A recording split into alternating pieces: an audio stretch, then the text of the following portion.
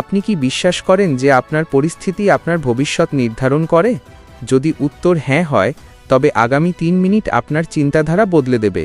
কার্তিক শর্মার গল্প কোনো সাধারণ সাফল্যের গল্প নয়, এটি হলো শূন্য থেকে শিখরে পৌঁছানোর এক জীবন্ত উদাহরণ। যখন চারপাশের মানুষ আপনাকে থামিয়ে দিতে চায়, যখন সম্পদ বলতে শুধু থাকে বুক ভরা স্বপ্ন, তখন একজন মানুষ কিভাবে সমস্ত প্রতিকূলতাকে তুচ্ছ করে নিজের সাম্রাজ্য গড়ে তোলে, আজ আমরা সেই অদম্য জেদের কথাই শুনব। কোনো অজুহাত নয়, কোনো পিছুটান নয়, আজকের ভিডিওটি আপনার ভেতরের সেই হার না মানা সত্তাটিকে জাগিয়ে তুলবে। মধ্যবিত্ত বা নিম্ন মধ্যবিত্ত পরিবার থেকে উঠে আসা একজন যুবকের কাছে আকাশ ছোঁয়ার স্বপ্ন দেখাটা অনেক সময় বিলাসিতা মনে হয়। কার্তিক যখন প্রথম শুরু করেছিলেন, তার হাতে জাদুর কাঠি ছিল না, ছিল কঠোর পরিশ্রম করার মানসিকতা। দিনরাত এক করে দেওয়া প্রচেষ্টা আর নিজের লক্ষ্যের প্রতি অবিচল বিশ্বাসই ছিল তার একমাত্র মূলধন। তিনি আমাদের শিখিয়েছেন যে বড় হতে হলে দামি